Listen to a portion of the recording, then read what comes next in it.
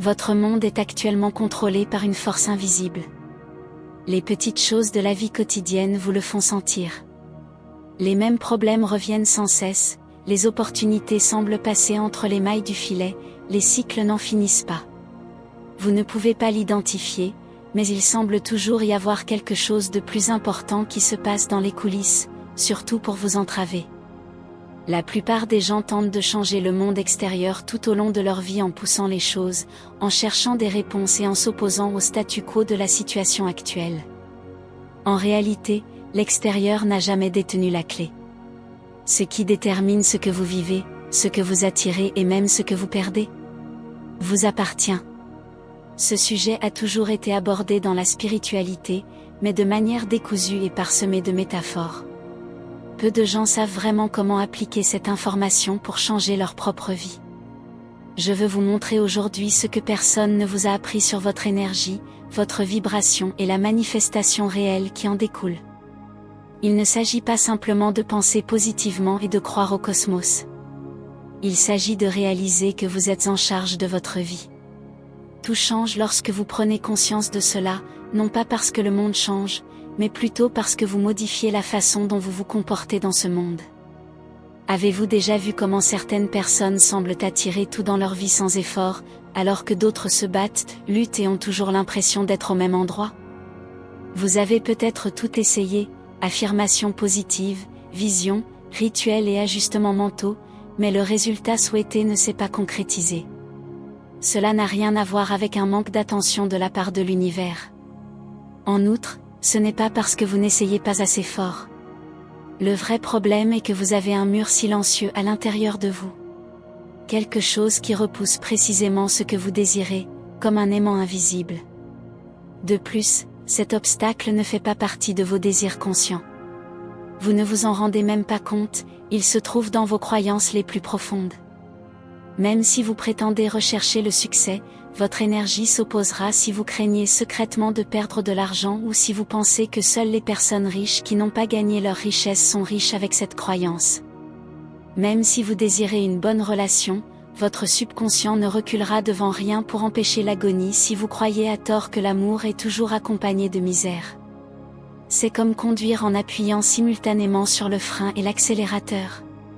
Quelque chose en vous vous tire en arrière alors que vous voulez aller de l'avant. Et c'est précisément la raison pour laquelle la spiritualité frustre tant de gens.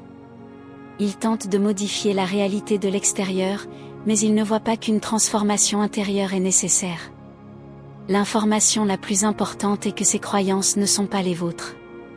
Nombre d'entre elles ont été absorbées par les expériences qui vous ont façonné, par votre famille et par la culture.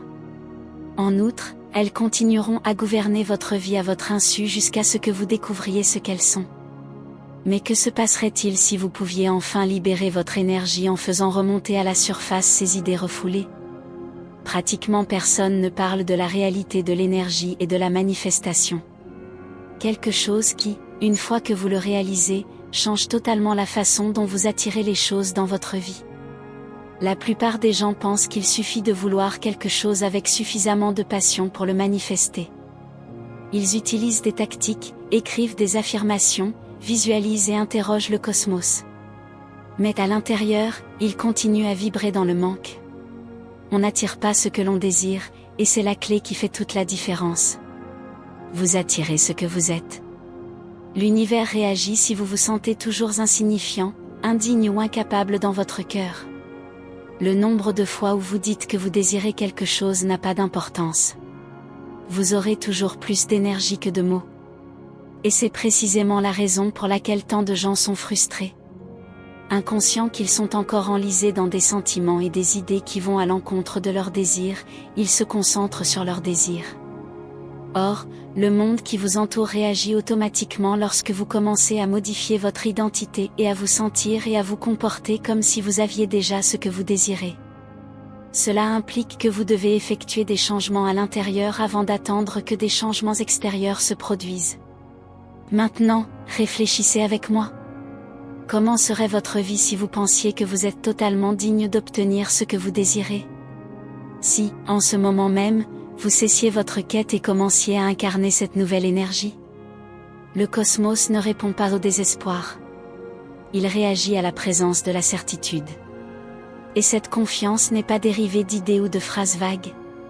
Elle provient d'un état d'esprit, d'une profonde adéquation entre l'attraction désirée et votre vrai moi. Une fois que vous êtes dans cet état, tout commence à bien se passer. Vous n'avez pas besoin de le chercher puisque ce qui vous revient de droit vous trouve tout simplement. La plupart des gens croient qu'ils doivent faire un énorme effort pour changer leur vibration. Qu'il faut des années de pratique, des techniques compliquées ou une volonté absurde. Mais en réalité, le changement se produit dès l'instant où vous décidez d'adopter une nouvelle identité. Et pour cela, il existe une méthode simple qui peut transformer votre énergie de manière naturelle et profonde. Vous devez d'abord identifier votre fréquence actuelle. Avant de changer quoi que ce soit, vous devez identifier votre fréquence actuelle. Posez-vous la question suivante: comment me sens-je la plupart du temps? Anxieux? Frustré? Effrayé? Cet état émotionnel est la clé pour comprendre ce que vous vibrez dans votre vie quotidienne. Ensuite, identifiez la personne que vous souhaitez être. Considérez le moi qui possède déjà tous vos désirs. Au réveil, comment cette personne se sent-elle? Comment se comporte-t-elle, parle-t-elle, marche-t-elle? Quelle est son énergie? Vous devez avoir une compréhension claire de cette identité, car c'est là que vous commencerez à vous aligner. Maintenant, prenez cette persona. Croire que vous ne pouvez vous sentir bien qu'après avoir atteint vos objectifs est le pire des pièges de la manifestation. En réalité, c'est exactement l'inverse. Vous le sentez d'abord, puis la réalité réagit. Commencez donc tout de suite. Modifiez légèrement votre routine quotidienne. Si vous voulez l'abondance, comportez-vous comme quelqu'un qui est déjà riche, non pas en dilapidant l'argent sans compter, mais en développant une relation de confiance avec l'argent. Traitez-vous avec amour, comme si vous saviez déjà que vous êtes aimé, si vous voulez de l'amour. Adoptez l'état d'esprit et les habitudes d'une personne qui réussit si vous voulez réussir. Enfin, maintenez l'énergie. La cohérence est le dernier élément crucial. Au départ, votre esprit s'y opposera. Il tentera de vous inciter à reprendre vos anciennes habitudes. Cependant, vous reprogrammez votre énergie chaque fois que vous décidez de vous comporter comme le nouveau vous. Et la réalité est obligée de s'adapter à cette nouvelle vibration lorsqu'elle devient naturelle. Pour commencer à changer votre vie, vous n'avez pas besoin d'attendre plus longtemps. Le temps ne modifie pas votre réalité. C'est vous. Ce qui vous paraissait auparavant insurmontable n'était que le reflet de ce que vous étiez. Cependant, vous avez une option en ce moment.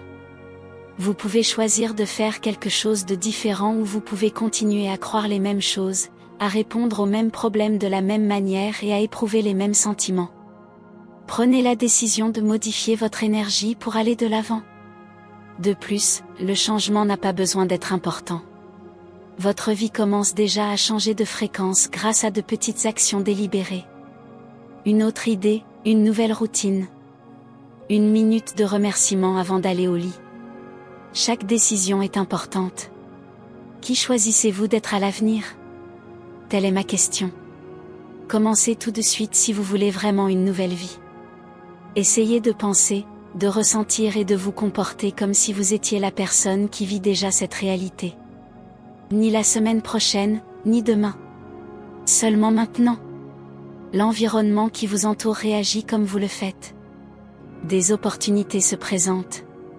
Les connexions appropriées apparaissent. Les blocages disparaissent. N'attendez pas que l'avenir arrive. C'est maintenant qu'il faut construire l'avenir. Si ce message a résonné en vous, aimez cette vidéo et abonnez-vous à la chaîne pour plus de contenu de ce type. Laissez un commentaire et partagez cette vidéo avec quelqu'un qui pourrait l'apprécier.